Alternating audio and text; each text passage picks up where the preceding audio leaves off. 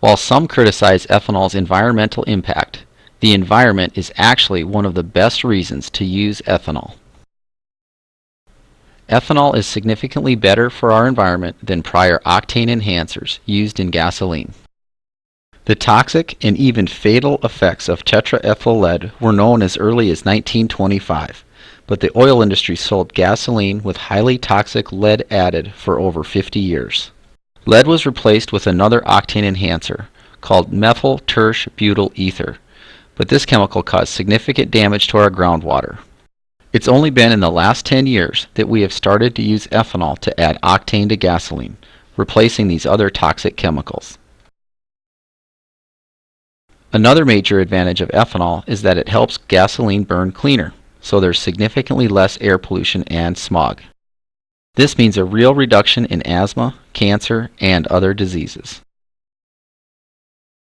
Also, the carbon dioxide generated when ethanol burns is part of the Earth's carbon cycle. Corn absorbs carbon dioxide from the atmosphere as it grows, recycling the carbon dioxide generated when ethanol was used as a fuel.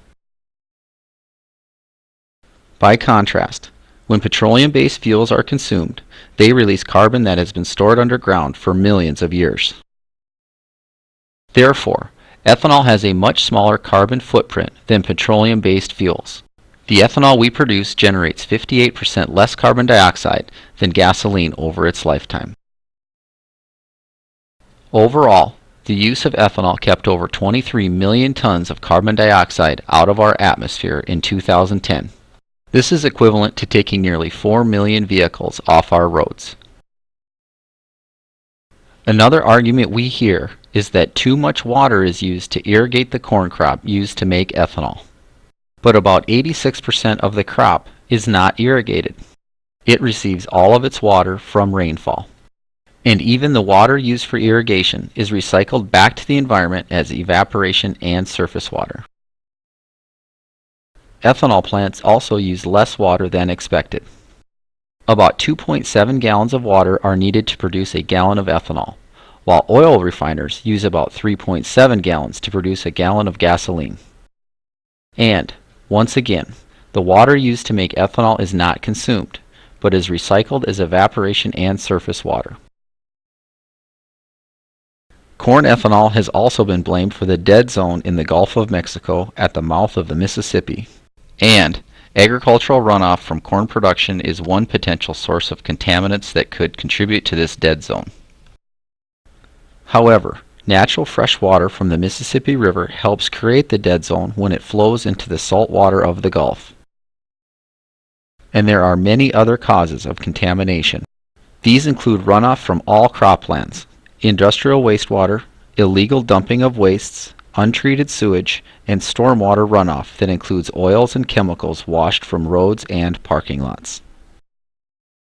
If you compare the history of ethanol production to the size of the dead zone, you'll see there's no connection between the two. None at all. Saying that corn production for ethanol causes the dead zone is a gross simplification of a very complex problem, and it is not accurate. Finally, oil production poses very real hazards to our rivers, lakes, and oceans. Consider two recent oil spills. In the first, a drilling platform explosion killed 11 and released over 200 million gallons of oil into the Gulf of Mexico.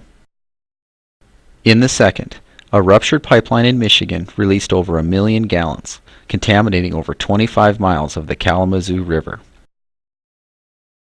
In addition to the gross environmental damage, these spills created significant economic costs that were passed on to the consumer.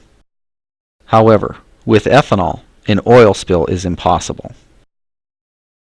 Finally, oil production from tar sands and shale have significant adverse environmental impacts.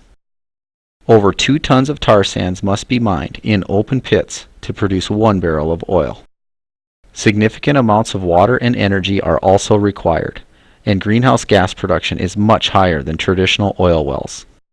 The future of oil production is more pollution, not less.